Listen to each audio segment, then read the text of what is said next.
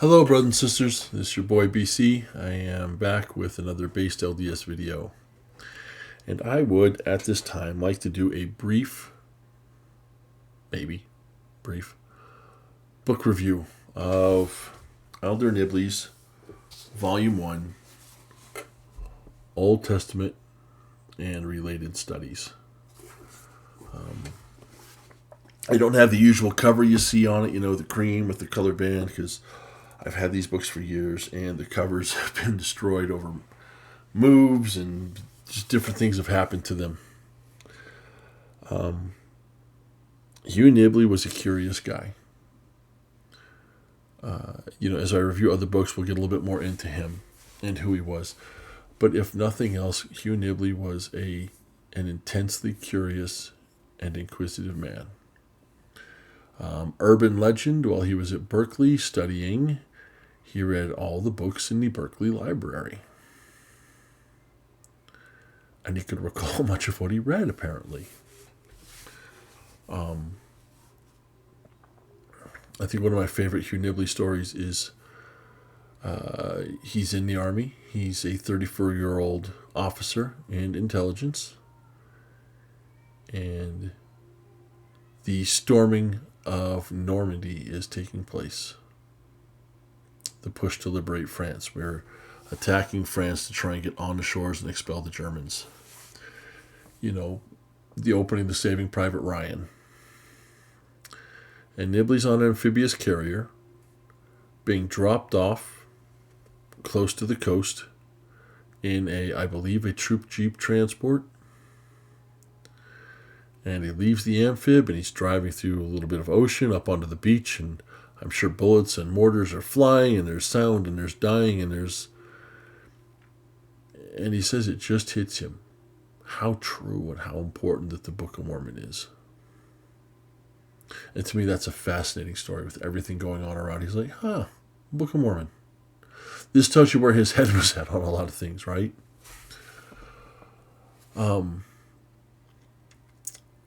So, Hugh Nibley was a well-read man, and he made a lot of friends and enemies. He was well respected, but they also ridiculed him for pulling too many sources from too far apart and sticking them together out of context and doing things. And that's not my reading, but that's what someone who's an anti and wants to discredit Nibley might say. Oh, well, this guy he pulled from really has nothing to do with this, is out of context. Maybe, but I don't think so. And the thing about Nibley is, back in the day, the general authorities were not afraid to quote who they were talking to when it came to understanding scripture or culture or things. And Nibley was often brought up as a defender of the faith and someone that the 12 would go to. I'm sure 70 others too.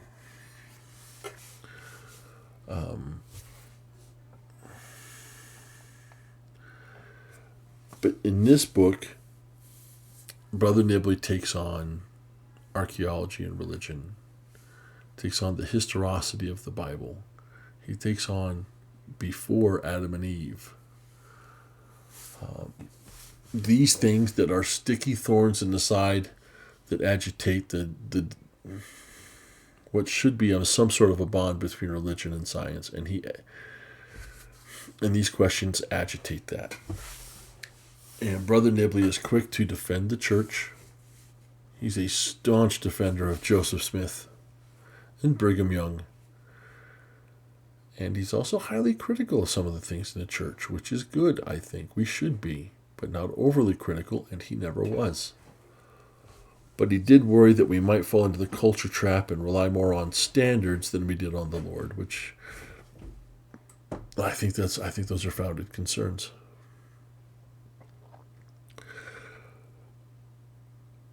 But he tried to promote the idea that you could hold several ideas about the scriptures.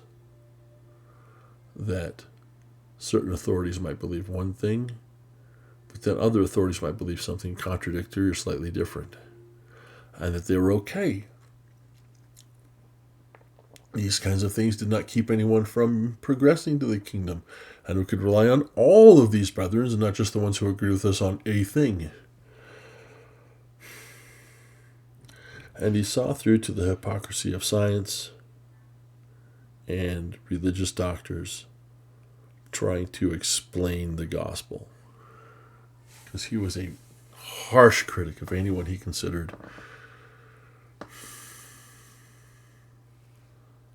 patently, knowingly wrong. And I for one love that.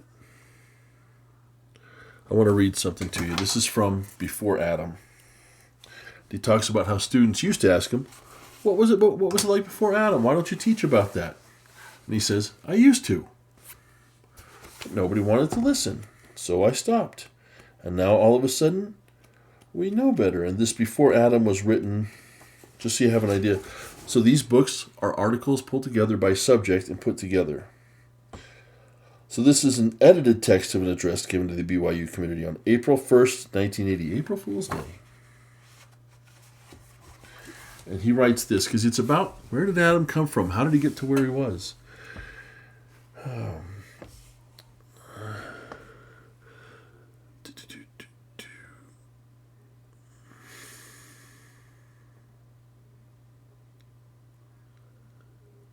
One thing we should understand is that the image of the pre-hominid is not a discovery of modern science any more than the idea of evolution is.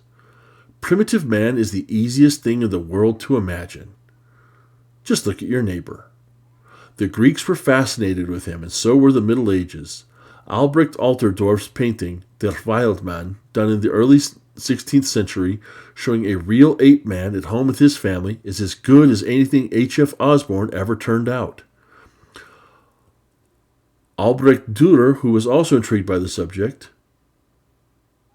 Herbert Spencer had only to lean back in his armchair to turn out the first principles. I have never found students the least hesitant to write papers on a day in the life of primitive man. They know all about it. They don't have to look up a thing.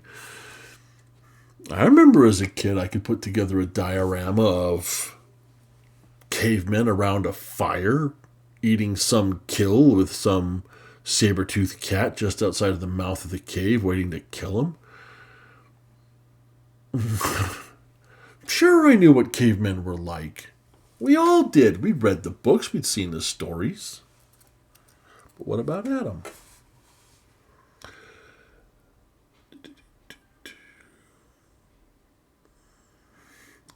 This is a natural product of the silliest doctrine of all, that of cultural evolution.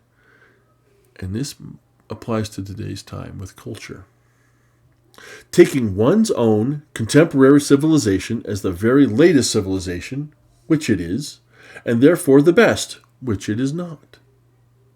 It is the easiest thing in the world to classify all other civilizations on a scale of proximity to your own in time and spirit. Chrétien de Troyes in the 12th century began his famous work with such a classification. This is just as sound and scientific as textbooks on cultural anthropology used for years.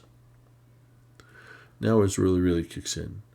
But is it logical to begin at the top, as our Adam does? The Adam tradition has it that Adam was the best and greatest, the most perfect of all men. Isn't that getting the normal process of things backwards?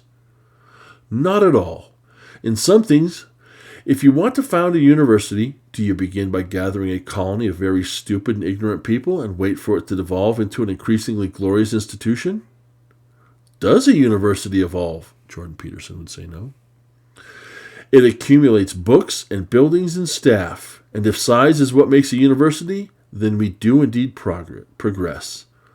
But as often as not, the big problem is keeping it from deteriorating. So it is with Adam. Must modern man be an improvement upon him? Such is that absurd doctrine of cultural evolution with which schools have been saddled for a century. I will remember my old music teacher, Mr. Seiler, shaking his head with wonder at how Mozart could possibly have written anything so wonderful music 200 years ago. Those soporific words, gradually and step by step, repeated incessantly, are aimed at converting an ignorance that is both vast and surprising. One is one is lulled, overwhelmed, and stupefied by the gradualness of it all, which is at its best a platitude, only good for pacifying the mind. The lazy word evolution has blinded us to the real complexities of the past. It raises an appalling number of questions to which we have no answer. Our ignorance not only remained vast, but became pretentious as well. Are we superior to the ancients?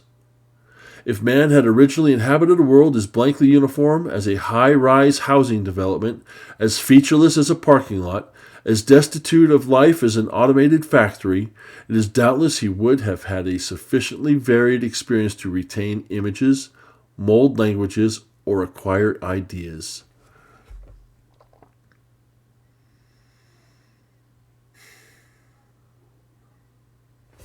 So there's his question. There's his statement. There's his argument. We look at early man, the ape man, the Neanderthal, and we paint him as backwards, uninformed, unintelligent, just scraping by to survive. And then we throw Adam out there, next to Jesus Christ in intelligence, placed on this earth after having partaken in the creation and ordering of it, placed on the earth to be the first flesh, to bring life and eventually mortality into the world.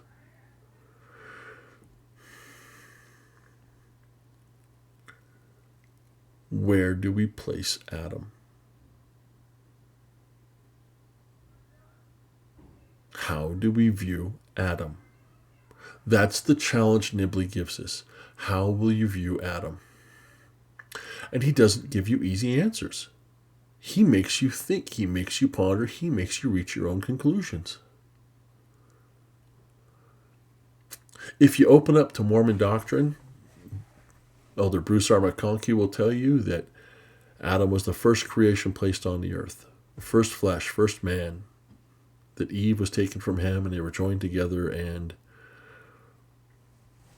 by them mortality came into the world, and there was nothing before because there was no death. And I remember Joseph Fielding Smith saying the same thing in Doctrines of Salvation, that there was nothing before Adam. But here's Nibley. He lets you know there's a possibility, but also, was he maybe planted here from somewhere else? And then goes into a little bit of what the pre-Adamites were like and where they could have come from. And it's fascinating because the idea of pre-Adamites goes back millennia. The Greeks argued about who the first people were. Augustine just had to believe there was something before Adam, but couldn't imagine what or how. But they knew about, like Nibley says, they knew about the ape men, the savages, the cavemen that had preceded and predated them.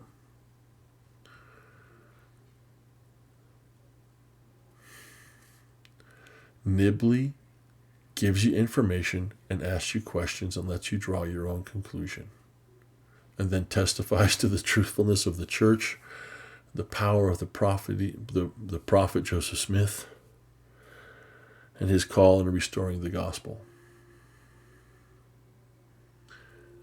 Patriarch and Matriarchy, he helps you understand how the women and men work together. In archaeology, he explains how there was a uniform development all around the world, and this wasn't a jump here and then a jump here. The jump equalization. Jump, and you see things appearing in uniform ways. I don't know enough archaeology to know if that still stands roughly true, but he paints that picture. And maybe I'm interpreting that a little wrong. You will see. But you get the idea. Nibley takes our conventional view of the Old Testament. We ask all the time, what was the first man? Why do we think something had to be Why do we think the earth had to be the first creation? We're told in Moses that our timeline will be of this earth only. We assume too much, we question too little, and we ponder not enough. I'm guilty of that. I've got some preconceived notions I probably need to rethink, but I have to realize what they are first. But brothers and sisters, I hope you'll take a chance to look into Nibley if you haven't already. And if you have, look at him again. He's still so relevant. He's still so important. What he says matters because we've done a lot of work off of him. And if you read current scholarship, they still look at Nibley and they springboard off of him to grow. Anyway, brothers and sisters, that's all I have for you for today. I hope you have a good night. Thank you for watching. Peace out.